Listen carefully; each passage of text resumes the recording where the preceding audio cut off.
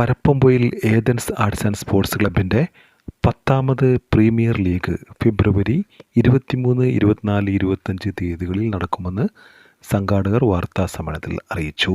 10 വർഷമായി football league നടത്തിക്കൊണ്ടിരിക്കുന്നു.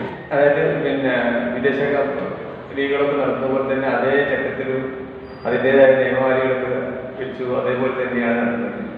താരലേഖനവും അതേപോലെ തന്നെ എല്ലാ കാര്യങ്ങളും വളരെ വ്യക്തമായി സുതാര്യമായ രീതിയിൽ തന്നെ നടത്തിക്കൊണ്ടിരിക്കുക. പിന്നെ 10ാം ലീഗ് നടക്കുന്നത് 23, 24, 25 തീയതികളിലാണ്.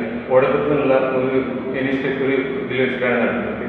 അവിടെ സൗകര്യങ്ങളൊക്കെ ചെയ്ത് റെഡിയായി എല്ലാ ഭാഗത്തിനൊക്കെ റോഡൊക്കെ മൈതാനത്തിന് ശരിയാക്കിയിട്ടുണ്ട്. മൈതാനത്തിൻ്റെ പണികൾ പൂർത്തിയാക്കി എടുക്കുകയാണ്. അപ്പോൾ അത് കഴിഞ്ഞ ശേഷം അതിലാണ് ഉദ്ദേശിക്കുന്നത്. 96 കളിക്കാർ ഏകദേശം ഈ കളിയിൽ മാറ്റിവെച്ചിട്ടുണ്ട്. 8 ടീമുകളിലേക്ക് കളി, ഏകദേശം 12 പേരാണ് ഒരു കളി ടീമിലുണ്ടാകുന്നത്.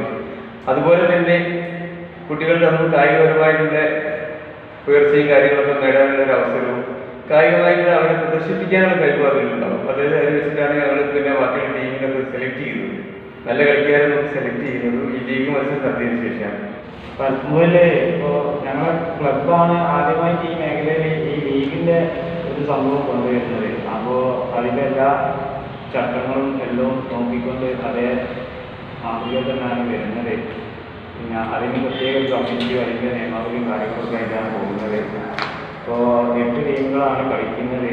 8 ടീമുകളിലായി 96ഓളം ഫുട്ബോൾ താരങ്ങൾ മാറ്റുരയ്ക്കുന്ന മത്സരം ഓടക്കുന്ന് ഏതൻസ് ഗ്രൗണ്ടിലാണ് നടക്കുക.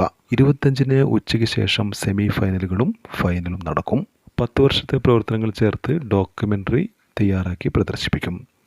10ാം വാർഷികത്തിൻ്റെ ഭാഗമായി താമരശ്ശേരി യേശുഭവൻ അന്തേവാസികളെ ക്ലബ്ബ് അംഗങ്ങൾ സന്ദർശിച്ച് ഉച്ചഭക്ഷണം തയ്യാറാക്കി അവരോടൊപ്പം കഴിച്ചും സന്തോഷം പങ്കിടുകയും സമ്മാനങ്ങൾ വിതരണം ചെയ്യുകയും ചെയ്തിരുന്നു. വാർത്താ സമ്മേളനത്തിൽ Athens arts and sports club secretary Rasheed Palakkal, joint secretary PC Aslam, AC Gafoor, KC Thahir, Sahal, PM Muhammad Shamil, Mihad എന്നിവർ പങ്കെടുത്തു.